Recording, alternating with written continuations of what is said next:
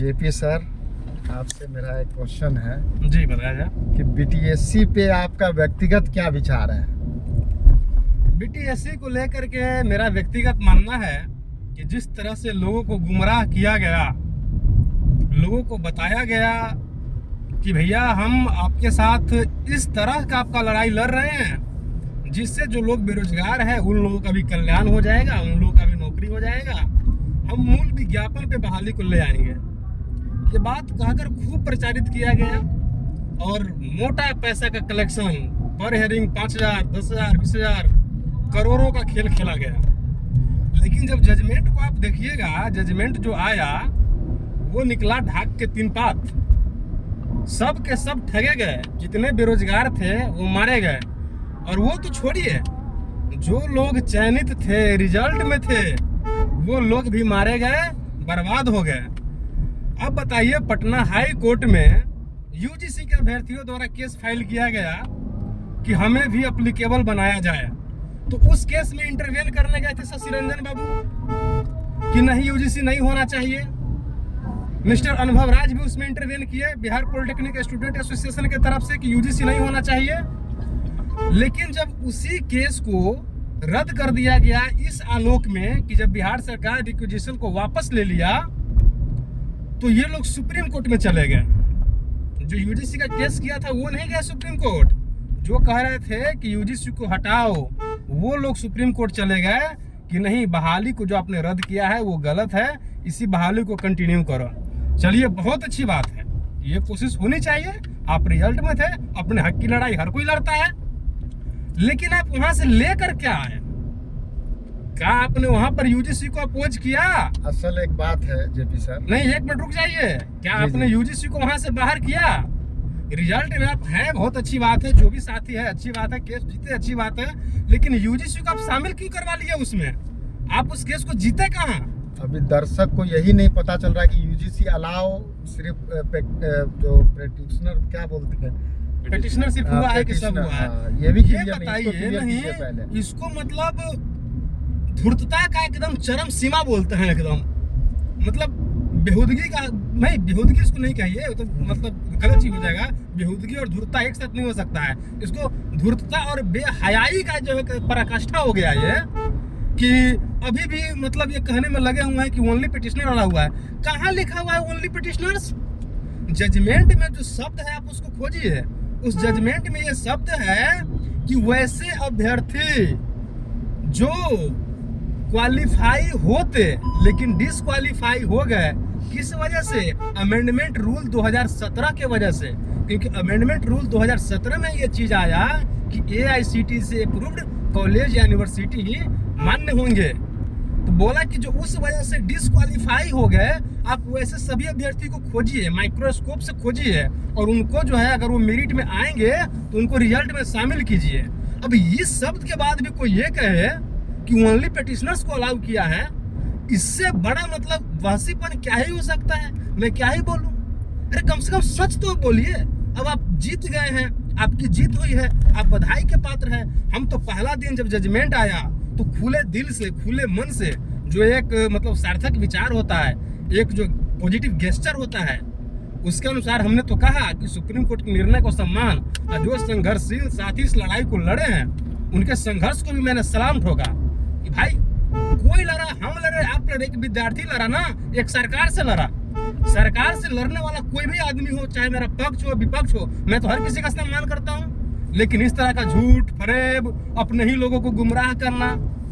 आप जब मैंने अपने लोगों से भी बात किया केस के दरमियान, जो लोग रिजल्ट में नहीं थे या कुछ लोग से छट गए थे, माफ कीजिएगा मैं जाति की बात नहीं कर रहा हूँ, लेकिन EWS कैटेगरी और SC कैटेगरी के बहुतायत साथी जो बहुत छोटे छोटे पॉइंट से छटे हुए थे, रिजल्ट में नहीं थे, उन सब लोगों के दिमाग में भरा हुआ था कि शशि भूषण सर वहां गए हैं मांग करने मूल विज्ञापन पे। जैसे ये केस हम लोग जीतेंगे, 40% सिर्फ सरकारी कॉलेज का हो जाएगा जो मूल विज्ञापन में था। 19 बैच अपने आप हट जाएगा, यूजीसी अपने आप हट जाएगा। कट ऑफ फिर से जो पहले हम लोग सोचे थे, जो ख्याली पुलाव पकाते थे कि 66% आहा नौकरी हो जाएगा, 62% आहा मेरा भी हो जाएगा, लेकिन क्या हुआ? जो हम लोग पहला दिन से कहते आए कि अगर जीत भी जाओगे और जो रिजल्ट में नीचे से हो उसकी हार होगी, आप रिजल्ट से बाहर हो जाओगे। जब केस का सुनवाई चल रहा था तो मैंने अपने YouTube चैनल पे डाला था, शॉर्ट्स वीडियो भी बना के डाला था कि अगर जीत भी होगी तो 2250 यूजीसी को शामिल किया जाएगा और इसमें जो भी लोग मेरिट में आएंगे वो रिजल्ट में अंदर आएंगे, और जो लोग अंदर नीचे से बसे हुए हैं वो बाहर फेंका जाएंगे, बाहर चले जाएंगे। आज जो भी लोग रिजल्ट में नीचे से हैं उनका दिल धक धक धक धक गवाही देता है और बोलता है कि जब रिजल्ट आएगा तो मेरा स्थिति क्या होगा, मेरा पोजीशन क्या होगा, हम कहाँ होंगे। इस बात का डर हर किसी के मन में है। नहीं, डर तो है, इस बात से इनकार नहीं किया जा सकता है। लेकिन मेरा ये कहना है कि जी। सुप्रीम कोर्ट तो सारा कुछ देख करके, सारा कुछ सोच समझ करके जी। हर चीज मांगा गया दोनों वकील से, दोनों पक्ष के वकीलों से, जी जी उसके बाद ही जजमेंट दिया। जी जी अब वो जजमेंट जो भी मिला, जी जी जिनमें किन्हीं का हो या ना हो, जी, नीचे वाले एक का पक्ष हो, हारेगा ही, एक पक्ष जीतेगा ही, वो हाँ, कभी और- भी होगा। और जो जीते उनका फिर जो गाइडलाइंस है उस गाइडलाइंस में अगर किन्हीं का रिजल्ट हटता भी है, जी जी जो भी साथी हो, हम हो, जी, जी। कोई भी हो सकते हैं, बिल्कुल। अब जो डिसीजन है उसको मान करके इसको क्लियर कराया जाए। अब इसके पीछे इस अभी भी बार- लोग अगर माइंड लगाएगा तो वो कहीं ना कहीं एक लॉलीपॉप लगा रहेगा, और ये लॉलीपॉप जब तक हटेगा नहीं वो अब तक आगे के बारे में सोचेगा कैसे कोई। ठीक है, इस पर मैं आपको थोड़ा सा कुछ शब्दों के साथ क्लियर करूंगा। ये बात सही है कि जो न्यायिक प्रक्रिया है, एक लड़ाई को एक लेवल तक जाने के बाद जबरदस्ती खींचने का कोई मतलब नहीं है। लेकिन आप इस बात को समझिए कि सुप्रीम कोर्ट में जो लड़ाई हुआ वो एक लिमिटेड इशू पर केस डिसाइड हुआ है। उसके अलावा बहुत सारे केस 140 केस जो पटना हाई कोर्ट में पेंडिंग है वो अभी बचे हुए हैं। वो सारा इशू सॉर्ट आउट नहीं हो गया है। जैसे कि आप देखेंगे कि CWJSU 2893/2020 जो मूल विज्ञापन में एकेडमिक क्वालिफिकेशन का डेट 15 अप्रैल 2019 रखा गया था, उसको लेकर जो केस चैलेंज हुआ था वो केस यथावत है, उस पर सुप्रीम कोर्ट का कोई कमेंट नहीं है। जो दबे जुबान से जो लोग चयनित हैं वो भी इस बात को स्वीकार करते हैं कि कुछ फर्जी लोग भी रिजल्ट में समाहित है, कुछ जो है रिजल्ट बनाने की प्रक्रिया में त्रुटि हुई है, जिसके वजह से रिजल्ट थोड़ा अनाप शनाप हुआ है। लेकिन वो इशू यथावत वहीं का वहीं पड़ा हुआ है। क्या वो सॉर्ट आउट हो गया है? नहीं हो गया फ्रेश है। रिजल्ट इसीलिए जो बनाने के लिए कहा UGC गया का है। मामला उसमें हुआ कुछ, है, हाँ, ज्यादातर फर्जी फ्रेश को तो हटा ही रिजल्ट जो देगा। बनाने की मामला हुआ है उसमें फर्जी का एक शब्द चर्चा नहीं है। उस फ्रेश लिस्ट में जजमेंट को पढ़िए, देखिए, पॉइंट नंबर 2 देखिए उसमें, एक मिनट सुन लीजिए मेरे बात को, इंटरप्ट हाँ। मत कीजिए। नहीं, हम भी अपनी बात रख रहे आप हैं। अपनी जहाँ बात तक को रखने के लिए आपको समय दिया जाएगा, इंटरप्ट मत कीजिए। उसमें UGC को शामिल करते हुए फ्रेश लिस्ट बनाने की बात हुई है, जी, जी। और पहला नंबर पे था CWJC 73/12/2019, जिस केस में जजमेंट हुआ है 19/4/2022 को, उसको ध्यान में रखते हुए फ्रेश मेरिट लिस्ट बनाने की बात कही गई है। फर्जी का जो इशू है केस CWJC 8733/2019 मिस्टर YV गिरी के पास, जो लड़का लोग कह रहे थे ना कि 5-5 हजार अनुराग के फंडिंग हुआ 700 पिटिशनर के साथ, वो केस यथावत ही पटना हाई कोर्ट में है। लेकिन सुप्रीम कोर्ट इस हिसाब से निर्णय दे दिया कि 3 महीना में आप क्लियर कर दीजिए। ये तो सारा का सारा केस परेशानी में आ गया। ये सारा मैटर भी डिसाइड होना बाकी है। कैसे आप कह दीजिएगा कि रिजल्ट दे दीजिए? ये तो मान्य नहीं होगा। ये तो मतलब जजमेंट ही मान्य नहीं है, ये बहुत जल्दी बदलने जा रहा है। नहीं, वो तो सुप्रीम कोर्ट का है डिसीजन, क्या होगा। मेरा ये कहना है कि फर्जी का जो एक मुद्दा उठता है, कई बार देखा गया, फर्जी का जहाँ तक के सीन ये है कि ऑफिशियली तो कोई कबूलेगा नहीं कि इसमें फर्जी है, कोई भी नहीं। डिपार्टमेंटल आदमी। नहीं, और ये अगर कोर्ट में कहा जाएगा कि हाँ कुछ फर्जी रिजल्ट गया था, BTSC आयोग कह नहीं सकती है, नहीं। क्योंकि फटकार लगेगा। वो इंटरनली इस समस्या का निदान करेगा, वो न कि इसको खुल के बोलेगा। लेटर के माध्यम से इसका कोई जिक्र या जजमेंट में ये नहीं कभी कहा जाएगा कि फर्जी को हटा के रिजल्ट बना। अगर ये तो मतलब अगर ऐसा बोला जाए तो फिर कितनी बदनामी आयोग की होगी, कितनी बदनामी इस बिहार की होगी, और भी बहुत सारी चीजें। प्रतिष्ठा बचाना हमारा या आपका मकसद नहीं है। जज साहब भी सब चीज को समझ रहे हैं। तो एक लाइन में फ्रेश में यही आ जाता है कि जो भी अगर त्रुटिपूर्ण कुछ भी है उसको सही करके ही अच्छे से बनाया जाए। तो क्यों ना एक बार रिजल्ट एक बार और देख लिया जाए, एक बार और रिजल्ट देख लिया जाए। रिजल्ट देख लिया जाए, रिजल्ट आ जाए, उसके बाद हम हाँ। लोग का ज्वाइनिंग वाइनिंग हो जाए, तब हम लोग जो है सुप्रीम कोर्ट जाए, वही बेहतर रहेगा। कम से कम अगर 1 महीना की सैलरी भी लोगों को मिल जाए, डिपार्टमेंट खुद जांच कर लेगा। जो फर्जी होगा 2-4 महीना का सैलरी उठा लेगा 8-10 महीना का, उसके बाद धीरे धीरे तो बाहर फर्जी होता ही ना रहता है। इसमें कौन बड़ी बात है? नहीं, अब की ये बार आपका विचार गलत नहीं है। नहीं, देखिए LRC विभाग में भी लोग ज्वाइन किया, फर्जी लोग ज्वाइन करने से किसी को रोक थोड़ी गया। फर्जी लोग ज्वाइन कर लिया, धीरे धीरे 2 साल 4 साल तक, अभी तक भी पूरा वेरिफिकेशन नहीं हुआ है, तो अभी भी वेरिफिकेशन ऑनगोइंग है। हाँ, लोग बाहर होते रहेंगे, लेकिन इस तरह से जो लोग सिलेक्शन से बच जाएंगे उसका क्या होगा? ये कोई बात नहीं है, इस बात में बेसलेस बात है। डिपार्टमेंट ये कर लेगा, ये चीज हो जाएगा, इस सब बात में कोई बेस नहीं है। रिजल्ट के बाद एक लिंक ओपन हुआ था, रिजल्ट के काफी टाइम यानी वापस लिया गया था वैकेंसी, उससे थोड़ा सा पहले उसमें जहाँ पे तक जो लोग फर्जी थे उन लोग को उसमें टर्मिनेट कर दिया गया था, जिनका सर्टिफिकेट में कोई इशू था, क्योंकि मेरे जानने में भी बहुत सारे लोग हैं जिनका मैं खुद अपने आंखों से ही देखा, तो उनमें किन्हीं का अगर सर्टिफिकेट जैसे कि जाति सर्टिफिकेट में कोई इशू था तो उनको जनरल कैटेगरी में लिया गया, उनको हटाया गया, ये मैं देखा हूँ। तो जहाँ तक त्रुटिपूर्ण है वो उस बेस तक उसको सही कर लिया गया। सवाल है तो फर्जी का मुद्दा तो मेरे हिसाब से अब नहीं होना चाहिए, क्योंकि जांच अच्छे से हो जहाँ गया। तक मुद्दा है किसी के कैटेगरी में गलत होना या जाति में गलत होना, उससे नहीं, एक एग्जांपल हो जाता है, एक एग्जांपल था कि ऐसा। दूसरी बात, जिसको आप या हम लोग फर्जी कहते हैं कि फर्जी है, जब आप ओपन यूनिवर्सिटी को सबको सुप्रीम कोर्ट ने मान्यता दे ही दिया है, आप फर्जी किसी को आप करार ही नहीं दे पाइएगा। जिसको आप खुद फर्जी कहते हैं, हम स्वयं फर्जी कहते हैं, अब तो वो सारा फर्जी लीगली रूप से सही होकर के रिजल्ट में आ जाएंगे। अब वो फर्जी नहीं रहेंगे। जो कुछ लोग अगर हटे भी हैं, जिनका पॉइंट 0 हुआ था, अब तो वो मतलब कहेगा कि भैया सुप्रीम कोर्ट कह दिया है कि हम फर्जी नहीं है भाई। सुप्रीम कोर्ट यूजीसी को अलाउ किया, फर्जी को अलाउ नहीं किया है। फर्जी का सेंस वो है ही नहीं। फर्जी लोग है का, फर्जी हम लोग किसको बोलते हैं? फर्जी हम लोग उसी को बोलते हैं ना जो कहीं से भी प्राइवेट यूनिवर्सिटी से गया है या डिग्री लेकर के आ गया है। नहीं। तो ये सब मैनेज हो जाएगा। अब वो ऐसा अब नहीं फर्जी है। नहीं है कोई। यूजीसी अलाउ होने का मतलब है कि फर्जी का मुद्दा अब गायब हो चुका है। नहीं, यूजीसी में फर्जी अलग चीज है। नहीं।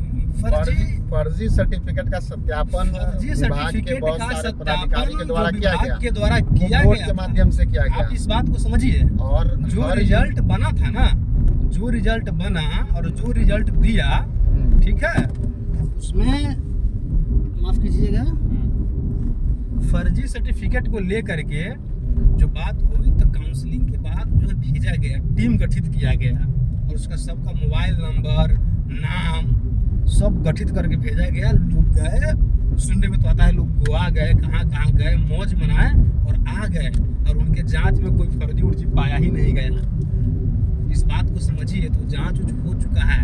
और इंजीनियरिंग डिपार्टमेंट एक ऐसा चीज है कि इसमें फर्जी उर्जी कुछ होता नहीं है। जब एक बार आप ज्वाइन कर लीजिएगा तो LRC डिपार्टमेंट में फर्जी हटा है, लोग हटते गए हैं, लेकिन दबे जुबान से नहीं, खुले जुबान से लोग इस बात को जानते हैं कि पंचायती राज विभाग में बहुत लोग फर्जी कार्यरत है और काम कर रहे हैं, उनके ऊपर कोई कार्रवाई नहीं हुआ है और वो लगातार काम कर रहे हैं।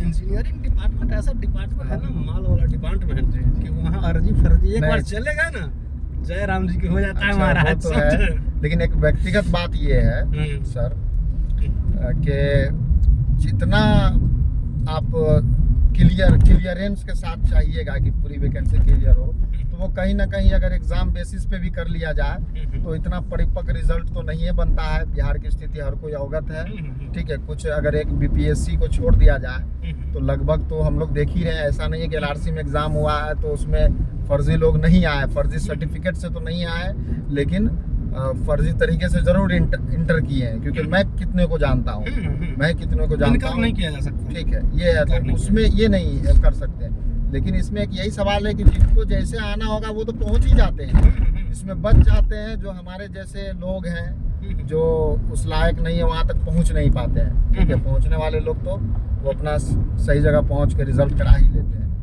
तो ये कहना है कि कब तक हम लोग लॉलीपॉप के पीछे भागेंगे? क्यों ना ये लॉलीपॉप को जो चूसे उसको चूसने दिया जाए, ठीक है, जिनका भी हो चूसने दिया जाए, क्योंकि इसमें अभी 100% कोई श्योर नहीं है। विदाउट जो संविदा वाले हैं, संविदा को छोड़ के कोई श्योर नहीं है कि रिजल्ट होना जा रहा है, सब कहीं ना कहीं कसमकस में है, लेकिन छोड़ा जाए। आगे भी बहुत सारी वैकेंसीज हैं, बहुत सारे जॉब के रास्ते हैं, जो अच्छे जेई से भी अच्छे पोस्ट है, सरकारी जेई से भी अच्छे लोग विभाग में और जगह पे काम करते हैं, ठीक है। और इसमें तो होना सिर्फ 6400 का ही है, और 6400 इंजीनियर तो है नहीं, 64 लाखों इंजीनियर है।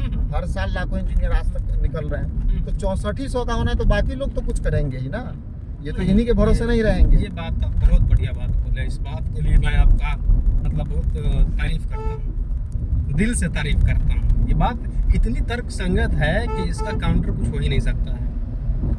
हम लोगों को ये लग रहा था कि अगर एग्जाम लेकर के बहाली होगा तो 64 तो सीट है, लेकिन 64,000 लोगों को नौकरी हो जाएगा। शायद आपके दिमाग में चला हो, लेकिन नहीं, हमको भी पता है कि एग्जाम भी होगा अगर तो 6400 लोगों का ही नौकरी होगा। समस्या क्या है इस चीज में, इस बात को समझिए कि अगर एग्जाम होता है ना तो हर किसी को एक मौका मिलेगा।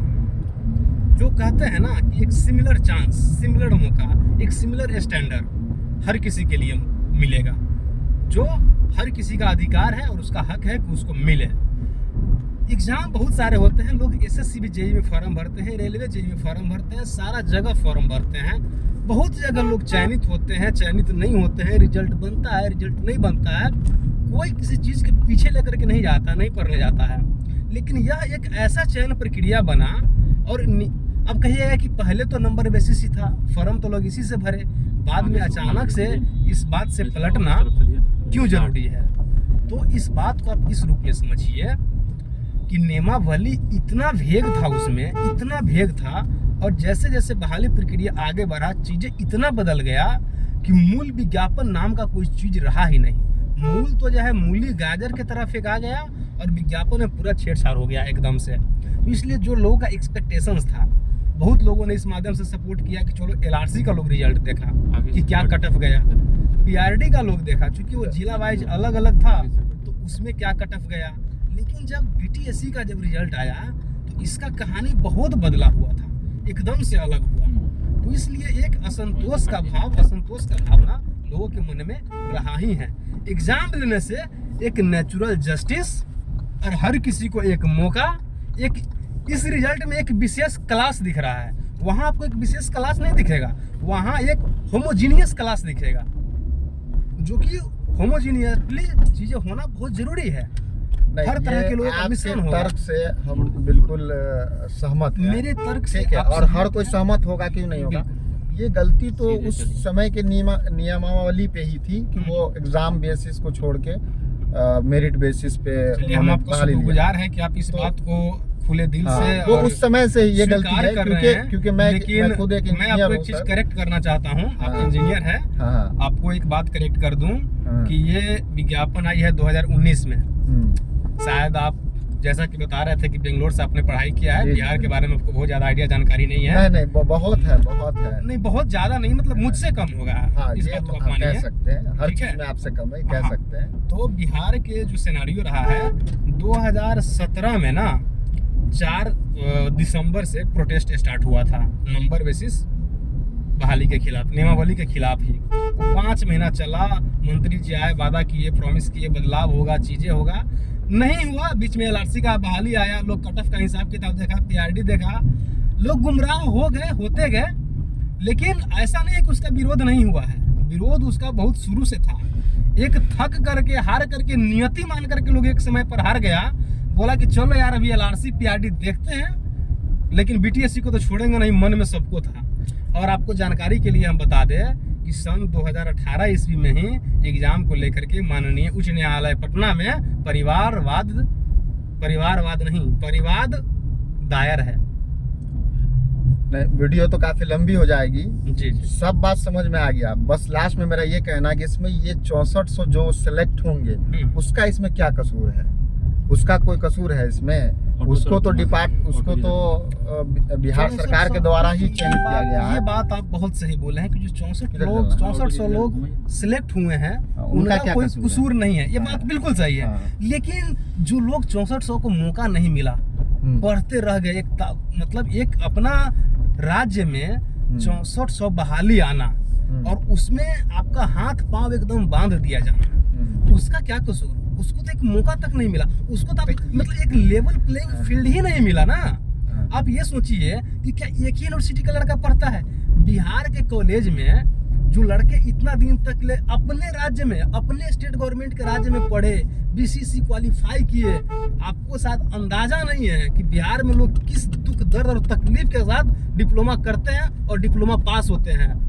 जो लोग गोपालगंज से पढ़ा है, कटिहार से पढ़ा है, सुदूर संवेदनशील इलाके में कॉलेज होता है, आदमी को ना नाश्ता के लिए पकौड़ी तक नहीं मिलता है, वो खा करके गुजारा करके और अपना दिन रात मेहनत करके जैसे तैसे करके, यहाँ नहीं है कि बेंगलोर के तरह कॉलेज का मतलब शहंशाह वाली जिंदगी, वो मौज की जिंदगी नहीं सर, वो सब यहाँ नहीं मिला लोगों को। बहुत बिल्कुल, कष्ट से, आपके- बहुत आपके दुख से, इस बात- बहुत तकलीफ से इस बात- लोग जो पकौड़ा इस खाकर, बात से- नमक खाकर, चीनी खा करके लोग परीक्षा दिया है। तो- और यहाँ का लड़का का नंबर कम आया, नंबर विशेष से फिट नहीं बैठा, इसका मतलब ये नहीं कि लड़का पढ़ने वाला नहीं था, मार्किंग पैटर्न का दोष था। सर, जो सर, आज सर। से, एक मिनट सुन लीजिए, हाँ। आज से 10 साल 15 साल पहले जो मैट्रिक का रिजल्ट आता था, फर्स्ट डिवीजन लड़का कर गया तो उसका नाम होता था, प्रतिष्ठा होता था। आज जब हर दिन पान खाता है, पुड़िया खाता है और पुछ पुछ मारता है ना, उसका 350 नंबर आता है। इसलिए आप इस दोनों का तुलना और कंपैरिजन नहीं कर सकते हैं। और अब आपको हम बता दें, वीडियो बहुत लंबा हो रहा है, कंक्लूड करेंगे, होगा तो एक और वीडियो बना देंगे कि जो भी निर्णय है इस पर सभी साथी हमारे विचार करेंगे और रास्ता अभी खुला हुआ है, विकल्प पूरा बचा हुआ है, बहुत सारे फैक्ट है, इसको रखेंगे। तो सर धन्यवाद, बंद बस कीजिए अभी। एक